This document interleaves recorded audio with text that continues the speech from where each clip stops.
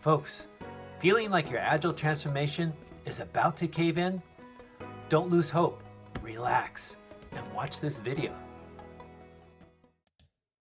Hello and welcome to Agile Outcomes. My name is Daniel Spencer. Today I'd like to talk about Agile Disruption. Question for you. How does your organization handle disruption? Is it like this? Everyone freaks out. The ceiling's caving in. We're gonna die. What are some examples that might prompt this? Well, the pandemic. With COVID-19, masking up, social distancing, all kinds of new rules and regulations. That's disruptive. What about a major customer canceling their order? That could throw you off. What about a key member of the organization quitting? Bye, I'm off to Aruba. Oh, and by the way, there goes all your IP. That's disruptive. What if there's a major supply chain delay? What if those parts or those components that are part of your design just aren't available? You literally can't build and test your solution. That'll throw you off. But the bigger question is, what's your response? Is it this freak out, ceilings caving in? Or maybe it's this, major headache. I've got an Agile migraine. My coach, Daniel, told me everything was going to be great with Agile. It was going to make all these problems disappear. You see, because Agile is like this fairy castle in the sky where everything's magic and Scrum Masters float around in the air and user stories just get to done and the customer gets what they want and the business is always happy. Or maybe this is your reaction. Anger, resentment. I told you that Agile coach was blowing smoke. This Agile mindset and principles, it's a bunch of mumbo jumbo. That's it, guys. We're taking action. From now on, no more Mr. Nice Guy. Command and control. Self-managing teams, out the window. We're going to plan everything to the minutia, and we're going to track it day by day, by hook or by crook. Maybe that's your response. Let's chill out a second. Don't freak out. Agile gives you the tools to respond to the change. In fact, it's right there in the Agile Manifesto. Value number 4, responding to change over following a plan. So let's leverage that.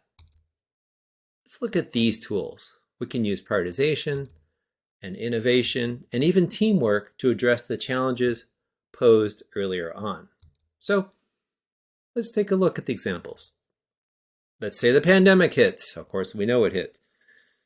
So I have a client who had some disruption when there was a scare that COVID-19 was back and a new strain was going to threaten the organization. And we had PI planning come up in just a week. But the organization applied innovation. I thought, we've got great online collaboration tools. We're prepared. We have our features and stories lined up. We have the presentations ready. So we just switched to an online digital PI planning format. And it went pretty well. In fact, it went darn well. So I think the scare was actually larger than the reality. How about this major customer canceling their order? Well, if we've done our job prioritizing, so we've kept our PI roadmap up to date with all the opportunities and potential solutions going out for future PIs. And then we prioritized more granularly for the features for the given PI. We should have a good priority backlog. It should be top to bottom, pretty accurate representing the priorities. So identify the features and associated stories related to the customer's order. Swap those out, bring up the items that were below in priority. Those become your next priority. Review the PI objectives, see which ones are affected by the change, and then revise those accordingly. Now, if PI planning just took place, then obviously replanning is in order. If PI planning is upcoming, then you just simply have to do the priority swap, and now you're just going to have a revised list for the teams to review during PI planning. Either way, your prioritization will save you. What about that key member running off to Aruba? Well, this is where teamwork really comes in. If you have been encouraging and really nurturing strong teams, strong in the sense that not only are they technically capable in their craft, in their solutions, but they're also very much collaborative and helping each other, cross-training each other, mentoring each other, then the team will rally to cover the gap that now has been opened up by this team member leaving. Also, teams can reach out to others, sometimes even external teams, suppliers, to backfill that knowledge and temporarily leverage them until it's ingrained and cross-pollinated in-house. What about that supply chain delay? Those components that are no longer available? Well, this is where innovation comes in again, because I've seen clients innovate with alternate solutions, backup solutions, if you will, alternate designs that are just as capable functionally as the original, but can rely on other components. And so then this can fill the gap. Alternatively, you could go with a digital twin to go with a proxy of a hardware implementation, but it evinces the same kind of behaviors.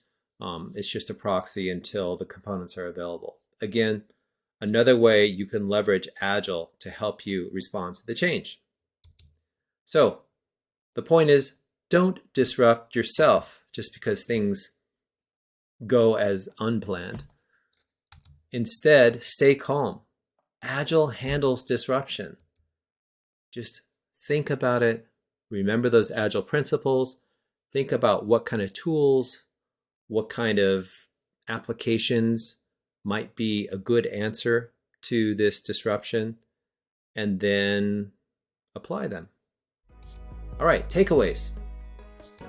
Stay calm. The disruption will happen, and then respond to the change.